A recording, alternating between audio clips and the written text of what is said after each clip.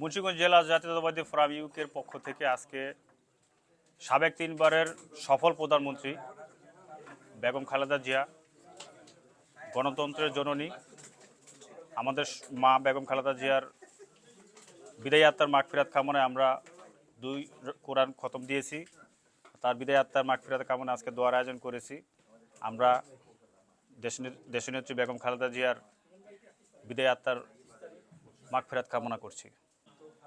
আপনারা জানেন যে মুন্সিগঞ্জ 1, মুন্সিগঞ্জ 2, মুন্সিগঞ্জ 3 তিনটি আসনে ধানের শীষের প্রার্থী মুন্সিগঞ্জ 1 শেখ মোহাম্মদ আবদুল্লাহ, মুন্সিগঞ্জ 2 অ্যাডভোকেট আব্দুল সালাম, মুন্সিগঞ্জ 3 কামরুজ্জামান রতন।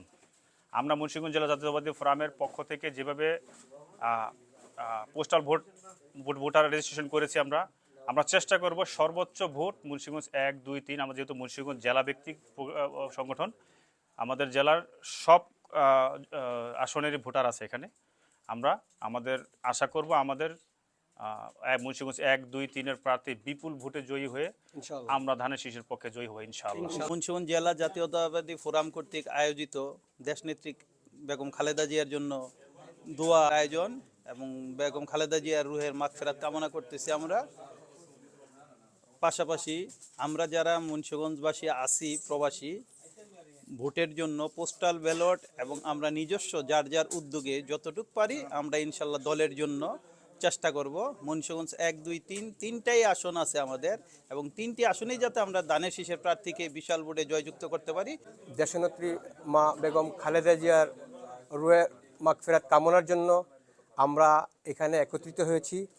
যার যেখান থেকে আমরা বাংলাদেশও কোরআন খতম দিয়েছি, 2 খতম কোরআন খতম দিয়েছি, এবং সারা বিশ্বের থেকে যে সবাই আমাদের নেত্রী মা বেগম খালেদা জিয়ার জন্য অনেক দোয়া করতেছে এবং আমরাও করতেছি।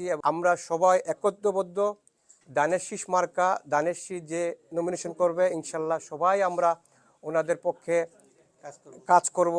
এবং যারা প্রবাসী আছি, প্রবাসী যত পোস্টাল ভোট হবে ইনশাল্লাহ আমরা মুন্সিগঞ্জ, স্পেশালি মুন্সিগঞ্জ 1, মুন্সিগঞ্জ 2, মুন্সিগঞ্জ 3 যারা নমিনেশন পেয়েছে, কামরুজ্জামান রতন ভাই, আবদুল্লাহ ভাই এবং ব্যারিস্টার সালাম ভাই, সবার জন্য আমরা কাজ করব।